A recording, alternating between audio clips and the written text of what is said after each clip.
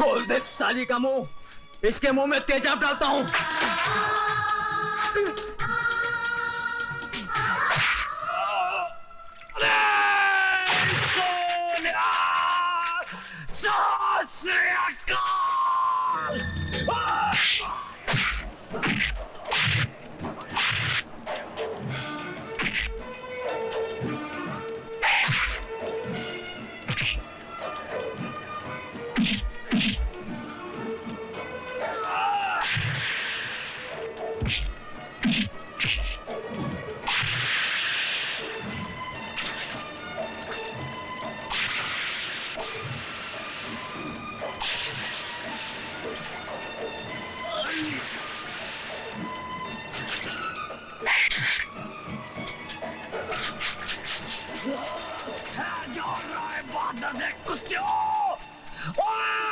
सरदार करतार सिंह तोड़े फटे चक देगा।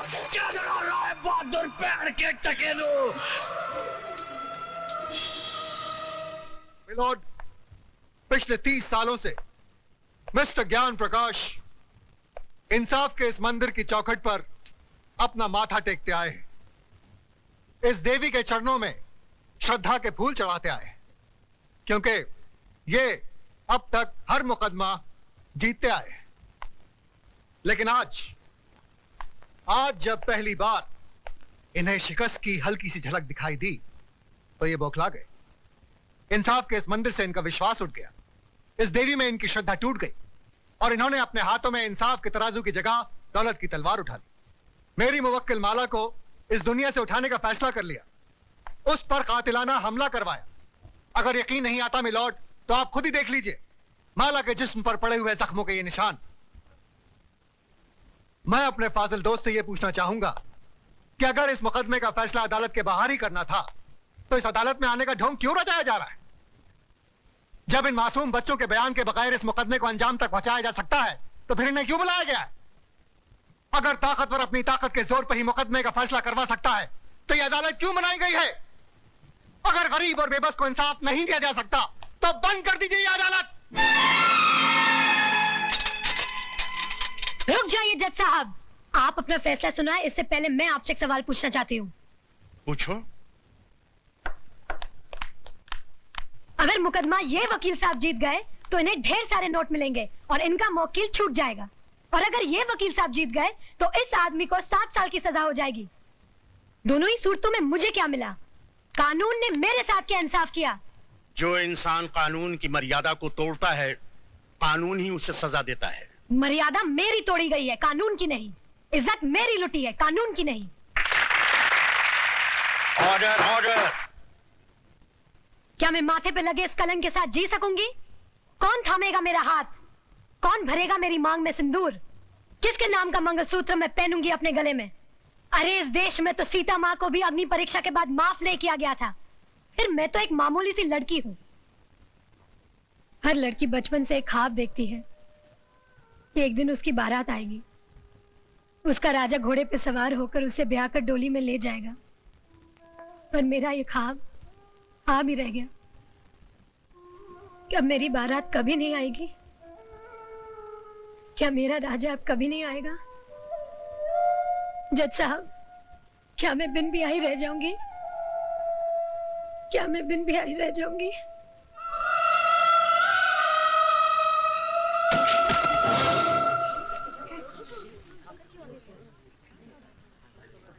हाँ, अपने आप को दादा कहते हैं। सारा शहर कांपता है इनसे, मगर एक मामूली सी लौंडिया को खत्म नहीं कर पाए। अरे लानत है तुम पे और तुम्हारे आदमियों पे। अब खड़ा खड़ा मुंह क्या देख रहा है? Get the hell out of here you stupid asshole.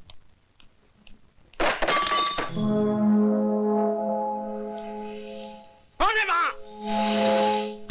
सामने आओ वरना गोली मार दूंगा। तुम किस किस को गोली मारेंगे साहब? एक गुनाह को छुपाने के लिए और कितने गुनाह करेंगे? पूरा शहर तुम्हारे नाम पर थूक रहा है, पूरे शहर को मिटाएंगे। साहब, इंसानी बने रहना, भगवान बनने की कोशिश मत करना, वरना वो ऐसा मिटा देगा कि ना तुम जी सकोगे ना ही मर सकोगे। तुम्हारी ये मजाल कि हमारे सामने जबान खोलो। 40 साल लगे साहब, 40 साल, तब जाके जबान खुली है। पैसों से बहुत बड़े हो गए, लेकिन इंसान छोटे रह गए। कौशल्या, तुम्हें तमीज नहीं मालिक से कैसे बात की जाती है? तुम तमीज सिखाओगी मुझे, जिसने तुम्हारे मर्द को पैजामे का नाड़ा बांधना सिखाया है? अरे बहू, जब घर में आग लगी हो तो पानी डालकर उसे बुझाया जाता है, लेकिन तुम उस आग में तेल डाल रही हो। अगर इसी रफ्तार से तेल डालती रही तो कुछ ही दिनों बाद यहाँ हवेली नहीं शमशान घाट होगा। इनफ इज इनफ, नमक हराम, दफा हो जाए यहाँ से। और खबरदार जो फिर इस दहलीज पे कदम रखा। फिक्र मत करो साहब, तुम्हारी दहलीज पर पैर तो क्या, उस पर थूकूंगी भी नहीं। दोनों तरफ के गवाहों के बयानात सुनने के बाद और तमाम हालात को मद्देनजर रखते हुए ये अदालत इस नतीजे पर पहुंची है कि मुल्जिम राज ने जुर्म किया है और वो कानून का मुजरिम है। लेकिन कानून से पहले वो माला का मुजरिम है, जिसकी जिंदगी को उसने तबाह कर दिया और समाज में इज्जत से जीने का हक उससे छीन लिया। लिहाजा ये अदालत मुल्जिम राज को यह हुक्म देती है कि जिस लड़की को नंगा करके उसने बेइज्जत किया, उसी लड़की से शादी करके उसे अपने घर की इज्जत बनाए।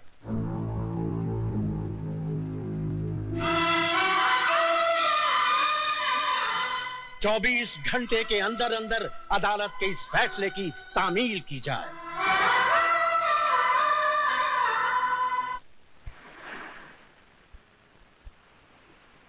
लिहाजा यह अदालत मुल्जिम राज को यह हुक्म देती है कि जिस लड़की को नंगा करके उसने बेइज्जत किया, उसी लड़की से शादी करके उसे अपने घर की इज्जत बनाए।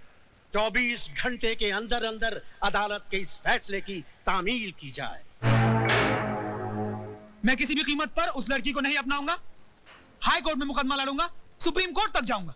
जाओ, जरूर जाओ।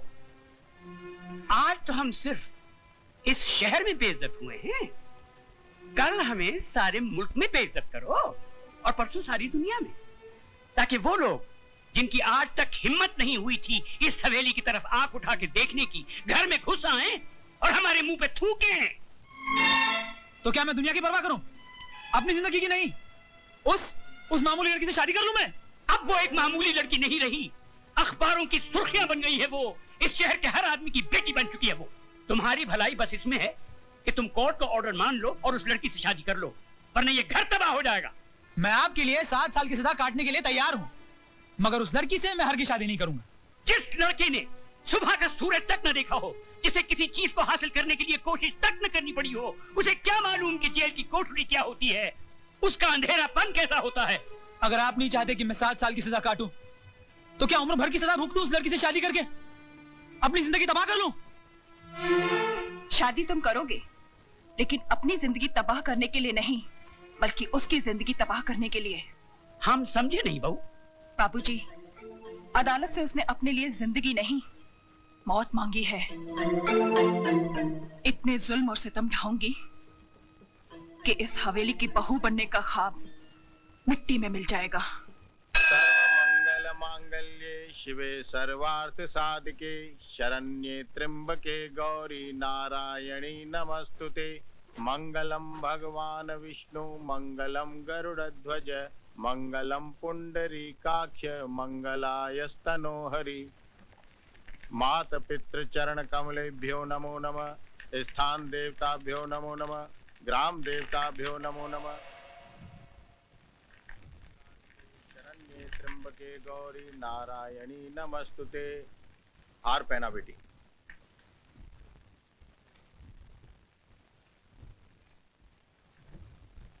अपनी पत्नी की मांग भरो।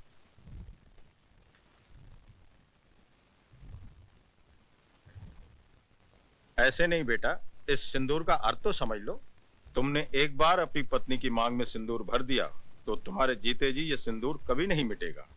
इसका मतलब ये सिर्फ सिंदूर नहीं, इस बात की गवाही है कि तुम जिंदा हो और सही सलामत।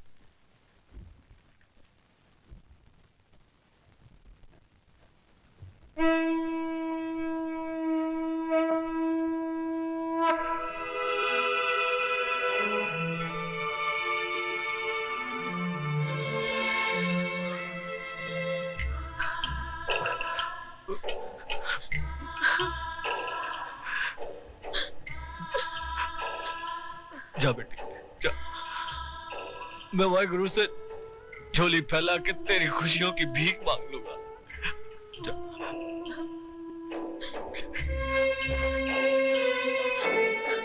तुम्हारा अधिकार तो मैंने तुम्हें दिला दिया, लेकिन एक बात याद रखना, इस दुनिया में हक कभी मांगने से नहीं मिलता, छीनना पड़ता है।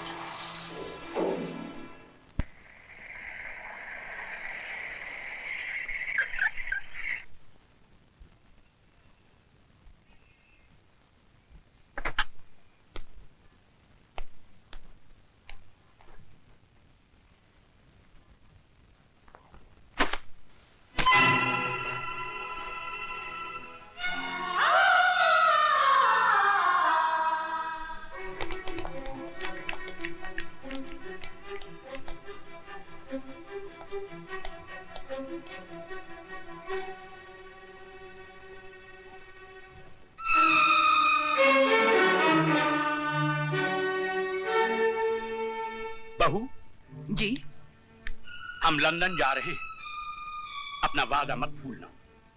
हमारे आने से पहले ये कूड़ेदान का कचरा इस घर से बहुत दूर होना चाहिए। आप फिक्र मत कीजिए बाबूजी, ऐसा ही होगा।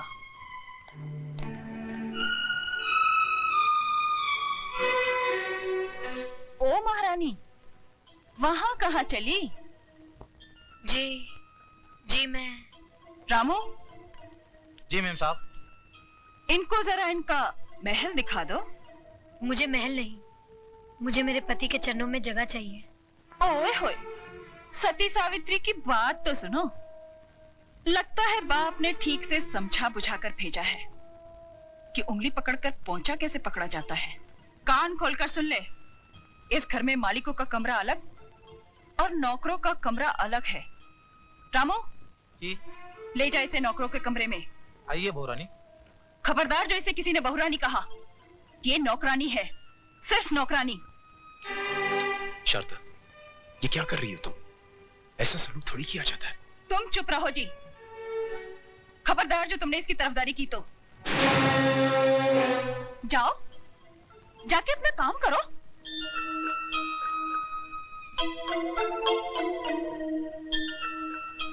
ए, मैंने तुझसे क्या कहा, सुना नहीं क्या?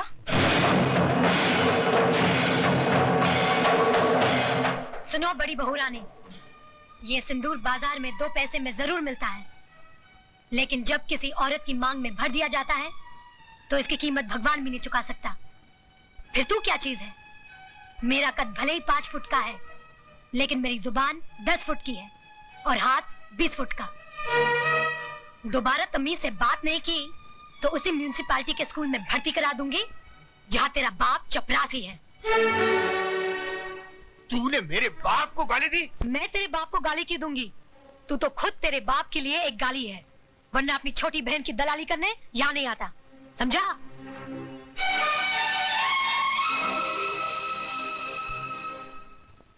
अयो स्वामी, आज खुशी का दिन है, फिर आपका बैटरी काय को डाउन है?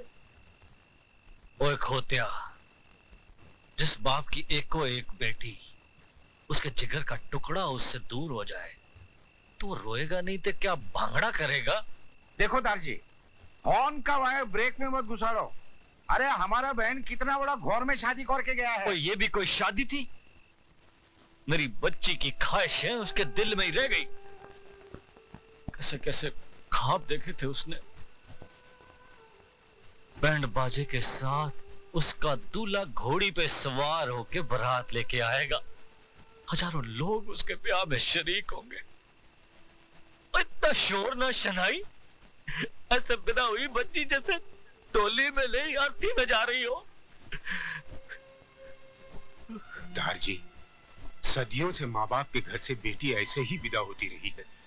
आप तो सिर्फ दुआ कीजिए कि उस घर में खुश रहे।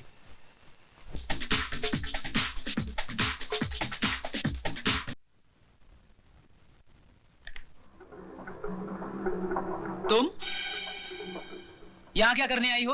अपना अधिकार लेने। तो फिर जाओ और जाकर उसी अदालत का दरवाजा खटखटाओ। जज साहब, सिंदूर और मंगलसूत्र के साथ साथ मुझे पति का शरीर भी दिलवा दीजिए।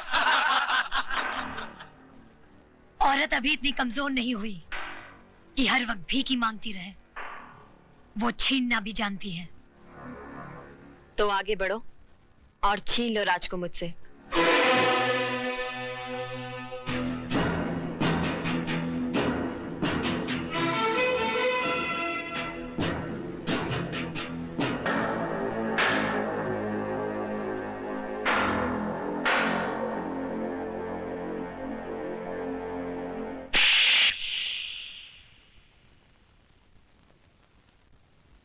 क्यों? आज मेरा चुम्मा इतना बुरा लगा? उस दिन तो बलात्कार करते हुए बड़ा मजा आ रहा था। मिस्टर हस्बैंड, मुझे भी तुम्हारे गले पड़ने या तुमसे शादी करने का कोई शौक नहीं था। गौर से देख लो मुझे। मैं हिंदुस्तान की अदालत की वो मोहर हूँ जो तुम्हारे माथे पे लगा दी गई है कि मैं तुम्हारी पत्नी हूँ और तुम मेरे पति। जब तक मेरी मांग में सिंदूर और गले में मंगलसूत्र है, दुनिया तो क्या, भगवान भी तुम्हें मुझसे अलग नहीं कर सकता। वरना सबको धक्के मरवा के निकलवा दूंगा यहाँ से। ओए पुत्र, हम तुम्हारे बाप की तरह हैं और बाप से आप कह के बात करते हैं, वरना सारा ताप निकाल दूंगा। लेकिन ये कोई तरीका नहीं है इस तरह किसी के घर में घुसने का। तरीके तो कई और हैं मिसेस रमेश, लेकिन क्या करें, मजबूर हूं। कोर्ट ने हमें सिर्फ इतना ऑर्डर दिया है कि मैं माला की देखरेख करता रहूं। फरना तो ठीक से देख लीजिए, आपकी गुड़िया ठीक है या कहीं से टूट गई है? ओ बीबी, अगर हमारी गुड़िया गलती से भी जरा सी टूट गई ना, तो तुम सबको मैं ऐसा तोड़ूंगा, जिंदगी भर जोड़ नहीं सकोगे। दार जी, आप फिक्र मत करो, मैं बिल्कुल ठीक हूँ और इन्हें ठीक करना भी जानती हूँ। वैसे नमूना नंबर 1 तो दिखाई दिया है, धीरे धीरे बाकी के नमूने भी दिखा दूंगी। बोले सोनिहा।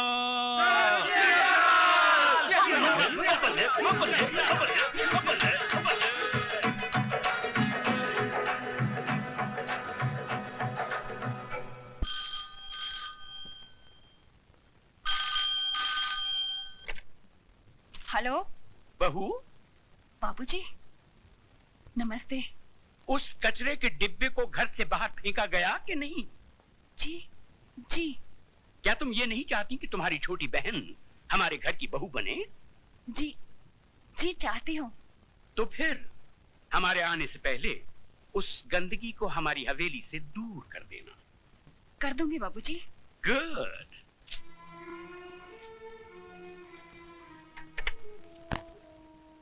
किसका फोन था दीदी?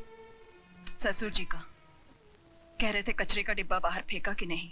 तो कह देती ना, कचरे के उस डिब्बे ने हम सबको कचरे की थैली बनाकर घर के बाहर लटका दिया है। भैया, तुम्हारे चिल्लाने से वो घर से बाहर नहीं चली जाएगी। सिस्टर डार्लिंग, तुमने सोचा था पुरानी हिंदी फिल्मों की तरह तुम उस पर जुल्म करोगी, उसको भूखा मारोगी, नौकरों की तरह बर्तन मंजवाओगी, जिससे घबराकर वो घर छोड़कर चली जाए। आजकल का जमाना बदल गया है। आजकल की लड़कियां मीना कुमारी की तरह आंसू नहीं बहाती, श्रीदेवी की तरह चाकू चलाती है, चाकू। वो श्रीदेवी बने या माधुरी दीक्षित, मैंने उसका तेल नहीं निकाला तो मेरा नाम शारदा देवी नहीं। ओ सिस्टर डार्लिंग, ऐसी गलती हरगिज मत करना, वरना वो सरदार आगे से तलवार डालेगा और इंस्पेक्टर पीछे से डंडा। तो क्या करें, हाथ पर हाथ धरकर बैठ जाएं? कह दें कि माला जी हम हार गए, आप जीत गए। भैया, मैंने जब से होश संभाला है राज से प्यार किया है और मेरे जीते जी कोई राज को मुझसे छीन नहीं सकता। तुम माला को हराने की बजाय राज को जीतने की कोशिश करो, क्योंकि राज भले ही तुमसे प्यार न करता हो, लेकिन माला से नफरत जरूर करता है। और इसी बात का फायदा उठाकर बरस पड़ो उस पर, गिरफ्तार कर लो उसको अपनी मोहब्बत में।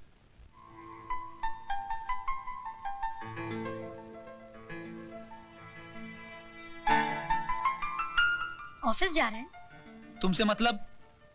मतलब तो है, मैं आपकी बीवी जो हूँ। मैं नहीं मानता तुम्हें अपनी बीवी। मानेंगे, आप भी मानेंगे।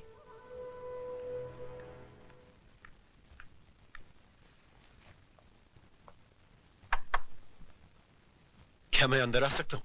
रमेश भैया आप? अरे जीती रहो, सदा सुहागन रहो। सिर्फ मेरे आशीर्वाद से तुम सुहागन नहीं बनी रहोगी, बल्कि तुम्हें खुद अपनी सुहाग की रक्षा भी करनी पड़ेगी। क्यों? उनके ऊपर कोई मुसीबत आने वाली है?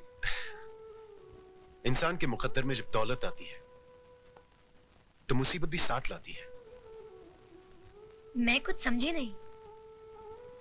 शराब और जुए के नर्क से आदमी को वापस लाया जा सकता है, लेकिन अगर मर्द किसी दूसरी औरत के पल्लू से बन जाए तो उसे सिंदूर और मंगलसूत्र भी वापस नहीं ला पाएंगे।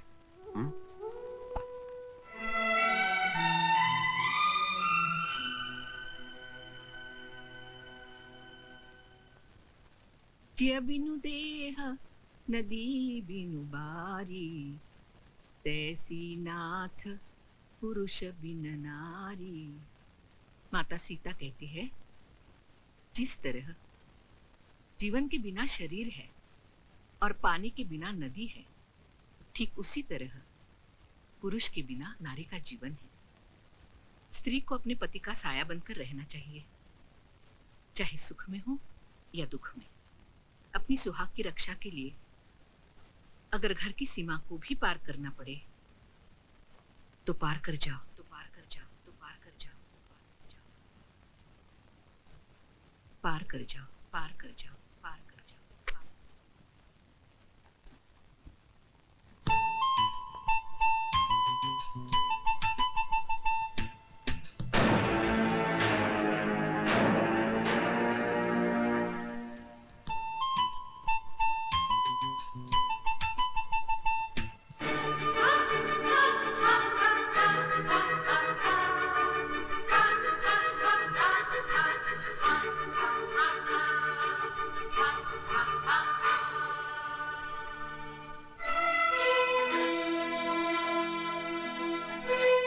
तुमको इतनी भी तमीज नहीं है कि बिना इजाजत किसी के यहाँ नहीं जाना चाहिए?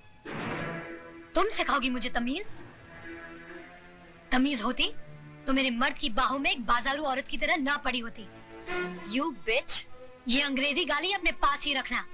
हिंदी में एक गाली सुना दी तो सारा खानदान कब्र से बाहर आ जाएगा। माला, चिल्ला मत चुड़ैल, वरना बाल पकड़ के यहाँ से घसीटते हुए ले जाऊंगी। एक बात सुनती जाओ, जिस समय बहुत गर्मी है तो अपने बाप से कह देना, एक सांड ढूंढ के ला देगा।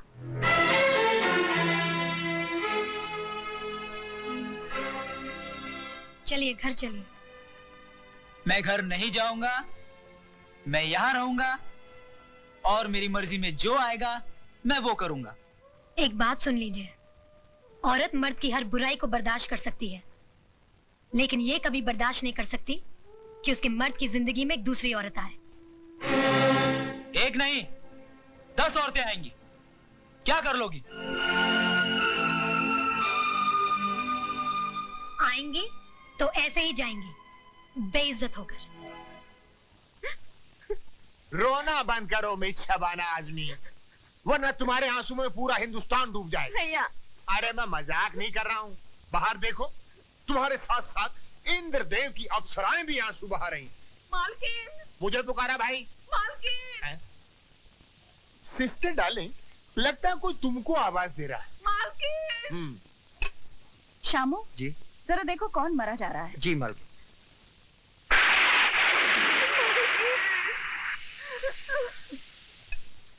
मालकिन, नीचे कौशल्या आई है। फिक्र मत करो साहब, तुम्हारी दहलीज पर पैर तो क्या, उस पर थूकूंगी भी नहीं। शामू उसे ऊपर लेकर आओ। मालकिन! मालकिन! तुम्हारे सर पर ये चोट कैसे लगी? जी मैं ये जानना चाहता हूँ कि तुम्हें किसने मारा?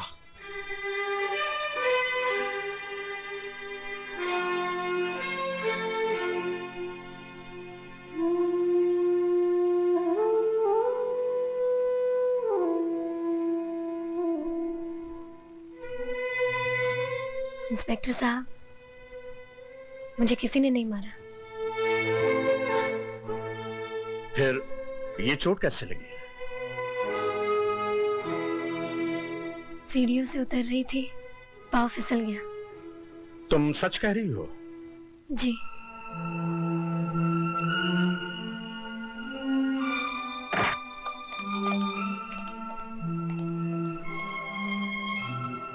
माला का कहना है कि पांव फिसल जाने से उसे चोट लगी है, इसलिए अब कानून को किसी पर कोई शुबा नहीं। आप लोग अंदर जा सकते हैं।